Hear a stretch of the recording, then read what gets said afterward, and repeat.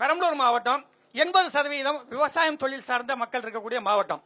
விவசாயிகளுடைய வாழ்வாதாரமே அவங்களுடைய பொருளாதாரம் மேம்பட்டாதான் வரும். இந்த மாவட்டத்தில் தமிழகத்திலேயே முதல் 10 இடத்துல உணவுப் பொருள் உற்பத்தியில நாங்க இருக்கோம். சின்ன மாவட்டமா இருந்தா கூட அதுல முக்கியமான பயிராக மக்காசோளம் நாங்க 75,000 ஹெக்டேருக்கு மேல சாகுபடி பண்ணி 6 லட்சம் மெட்ரிக் டன் உற்பத்தி பண்றோம். சின்ன வெங்காயம் தமிழ்நாட்டிலே தரமான சின்ன வெங்காயம் இங்கதான் உற்பத்தி பண்றோம். ஆனா இந்த 2 விவசாய விளைபொருளுக்கும் கட்டுப்படியான விலையே கிடைக்கல எங்களுக்கு. வெங்காயத்துக்கு ஒரு மதிப்பு கூட்டு மையம் ஒன்று ஆரம்பிச்சாங்க 2 கோடியில செட்டிக்குளத்துல, இன்னை வரைக்கும் செயல்பாட்டுல வரல. அதே மாதிரி போன சட்டசபையில முதலமைச்சர் அறிவிச்சாரு மக்காசோளத்துக்கு ஒரு மேம்பாட்டு மையம் கட்டுறோம்னு சொல்லிட்டு இது வரைக்கும் செயல்பாட்டுக்கு வரல. இதை எப்ப செயல்படுத்துவீங்க? அல்லது விவசாயிகளுக்கு கட்டுப்படியான விலை நிர்ணய பொருள்களுக்கு கிடைக்கிறதுக்கும் விவசாயிகளுடைய பொருளாதாரத்தை மேம்படுத்துறதுக்கும் என்ன திட்டம் வைப்பீங்க அப்படிங்கறத எங்களுடைய கோரிக்கை. ஓகே ஓகே, நன்றி நன்றி. தமிழக வெற்றி கழகத்துக்கிட்ட இந்த கேள்வி கேட்கலான்னு இருக்கேன். ஆனா சிவகுமார் அண்ணா இல்ல எல்லாருமே பதில் சொல்ல போறாங்க. அமைதி அமைதி அமைதி எல்லாரும். ஆனா இங்க பாருங்க, கேள்வி வாங்கிக்கோங்க. இங்க பெரம்பலூர் மாவட்டத்துல விவசாயம் அதிகமா இருக்கு, விலை பொருள்களுக்கு உரிய விலை கிடைக்கிறது இல்ல, அதை பாதுகாப்பா வைக்க முடியறது இல்ல அப்படின்னு சொல்லி அண்ணன் கேக்குறாங்க. நீங்க ஏதாவது தீர்வு வச்சிருக்கீங்களா? என்ன பண்ண போறீங்க? நீங்க சட்டமன்ற உறுப்பினர் அந்த போட்டியில இருக்கிறீங்க. இப்ப நீங்கள் வெற்றி பெற்றா என்ன தீர்வு கொடுப்பீங்க? விவசாய சங்கத்துக்கு எங்களோட கோரிக்கைங்கன்னு சொல்றதோட உங்களுக்கு உறுதிமொழியை நாங்க கொடுக்கிறோம். நாங்க ஆட்சிக்கு வந்தால் நீங்க சொன்ன திட்டங்கள் அனைத்தும் அறிவிக்கப்படல, உறுதிப்படுத்தப்பட்டு அமலாக்கப்படும்.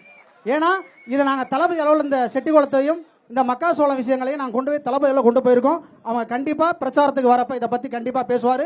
விவசாயிகளுக்கான திட்டங்கள், விவசாயிகளுக்கான தேர்தல் அறிக்கைகள் கண்டிப்பாக தமிழக வெற்றி கழகத்தின் சார்பாக உங்களுக்கு வழங்கப்படும். நன்றி. விவசாயிகளுக்கு நாம் தமிழர் அந்த பிரச்சனைக்கு உங்களுடைய தீர்வு என்ன? ஐயா, சின்ன வெங்காயத்துக்கு பொறுத்த வரைக்கும் அவங்க கொண்டுட்டு வருவாங்க, ஆனா அது செயல்பாட்டுக்கு வராது. நம்ம ஆட்சி வந்துருச்சுன்னா முழுக்க முழுக்க விவசாயம் சார்ந்து இருக்கும். கண்டிப்பா பதப்படுத்தும் கிடங்குகள் அமைக்கப்படும். அது போல கூடுதல் கொள்முதல் நிலையங்கள் எல்லாத்துக்குமே, வெங்காயத்துக்குன்னு இல்ல, சோளம் பருத்தி எல்லாத்துக்குமே கூடுதல் கொள்முதல் நிலையங்கள் அமைச்சு தரப்படும். அது போல இந்த இடைத்தரகர்களை ஒழித்து விட்டாலே இங்க விவசாயிகள் வாழ்ந்து விடுவாங்க. அரசே, நம்ம ஆட்சி வந்ததுன்னா அரசே நேரடியா மக்கள்கிட்ட வந்து கொள்முதல் பண்ணிக்கும். அப்ப மக்களுக்கு எந்த பாதிப்பும் ஏற்படாது. அது போல இங்க விவசாயத்துக்கு இந்த மாவட்டத்தில் இருக்க பெரிய பிரச்சனை என்னன்னா நீர் தான். எல்லா இடத்துலயும் பிரச்சனை. அந்த நீரை கொட்டரை டேம் இந்த மாதிரியான பல டேம் வந்திருந்தாலும் அதெல்லாம் இன்னும் மக்கள் பயன்பாட்டுக்கு வராம விவசாயிகளுக்கு எந்த பயனும் தரல. இருக்கிற ஏரிகள்லாம் ஆக்கிரமிப்புல இருக்கு. அந்த அத்தனை ஏரிகளையும் நாம் தமிழர் கட்சி மீட்டுருவாக்கம் பண்ணும். அதில் கிளை ஓடைகளை மீட்டுருவாக்கம் பண்ணும். அதன் மூலமா தண்ணீர் வளம் அதிகமாகி விவசாயம் இங்க செல்வ செழிப்பா இருக்கும். உங்களுடைய அது போல இதை தாண்டி உங்களுக்கு ஏதாவது கோரிக்கை இருந்தாலும் அதை கண்டிப்பா விவசாயத்தை அரசாங்க வேலையா அறிவிப்பேன் அப்படின்னு சொல்ற ஒரே கட்சி நாம் தமிழர் கட்சி.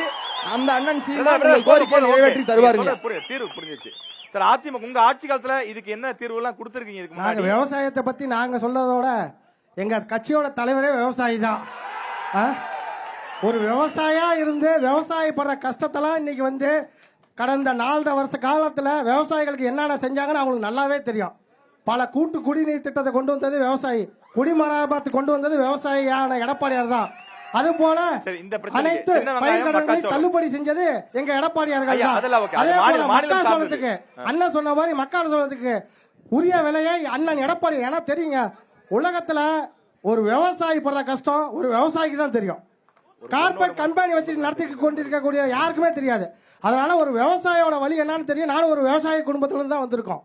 அப்படிங்கும் போது கண்டிப்பா 2026 எடப்பாடியார் அவர்கள் ஆட்சி அமைஞ்ச உடனே முதல் விவசாயிகளுக்கு உரிய அங்கீகாரம் வழங்கப்பட்டு மீண்டும் அவங்க கோரிக்கைகள் பலரும் நீங்களா பாத்தீங்கன்னா குடிமராமத்துல பண்ணவே இல்ல. சரி, ஓகே ஓகே. அந்த எங்கள் ஆட்சியில் தொடரும் என்பதை கூறிக்கொண்டு விடைபெறுகிறேன். நன்றி நன்றி நன்றி சார். இப்ப திமுக ஆட்சி காலத்துல நம்ம இந்த சின்ன வெங்காயம் மக்காச்சோளம் இதுக்கெல்லாம் ஏதாவது தீர்வு கொடுத்திருக்கோமா, என்ன பண்ணிருக்கோம்னு சொல்லிட்டு மேற்கொண்டு அந்த கேள்வி. விவசாயிகளின் பாதுகாவலராக கழகத்தினுடைய தலைவர் கலைஞர் அவர்கள் விவசாயிகளுக்கு 7,000 கோடியை தள்ளுபடி செய்தவர் தமிழகத்தின் முதல்வர், முன்னாள் முதலமைச்சர் அண்ணனுக்கு நல்லா தெரியும் நினைக்கிறேன். இப்ப அவரு பெரம்பலூர்ல மக்காச்சோளத்திற்கும் அதே போல சின்ன வெங்காயத்திற்கும் என்ன தீர்வுன்னு கேட்டிருக்காரு. சின்ன வெங்காயத்திற்கு புவிசார் குறியீடு கொடுத்தது திராவிட முன்னேற்ற கழக அரசு.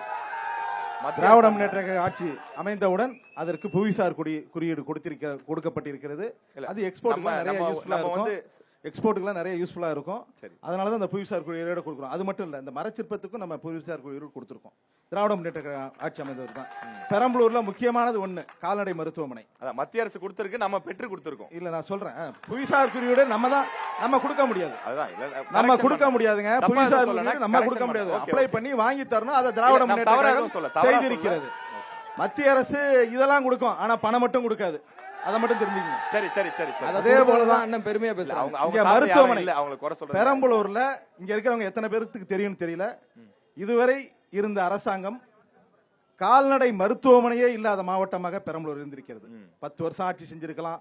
அதுக்கு முன்னாடி திராவிட முன்னேற்ற கழகம் ஆட்சி செஞ்சிருக்கு. ஆனா இதுவரை பெரம்பலூருக்கு கால்நடை மருத்துவமனையே இல்லை. ஓகே, விவசாயம் கால்நடை இல்லன்னு சொல்லாதீங்க. கால்நடை வளர்ப்புல இல்ல, அது கீழ இருந்து 2 யாரும் லட்சம் பேசலாம், please. வளர்ப்பு நம்ம தான் கால்நடை அதிகமா வளர்த்திருக்கோம். கண்டிப்பா 3 கண்டிப்பா. லட்சம் லிட்டர் பால் அது யாரும் தெரியாம பெரம்பலூர் சொல்றாங்க. ஒன்றியத்தை அது உண்மை இல்ல. திருச்சியில் இருந்து பெரம்பலூர் ஒன்றியத்தை அரியலூர் பெரம்பலூர் ஒன்றியமாக தனியாக பிரிக்கப்பட்டு தனி ஒன்றியமாக இப்போது அறிவித்திருக்கிறோம். அது ஓகேனா மக்கச்சோளம். அதே போல இல்ல சரி, வந்துடுறேன். இது அது முக்கியமான தீர்வு. விவசாய பிரச்சனை. கண்டிப்பா விவசாய கண்டிப்பா. அதனால தான் பிரச்சனை. உங்ககிட்ட கேக்குறேன். அந்த கால்நடை மருத்துவமனை கொண்டு வந்தது திராவிட முன்னேற்ற கழக அரசு. ஜியோ ஆயிருச்சு. 2026 திராவிட மாடல் 2.0 ஆட்சி வந்தவுடன் அந்த மருத்துவமனை திறக்கப்படும். ஓகேண்ணா, நன்றி நன்றி.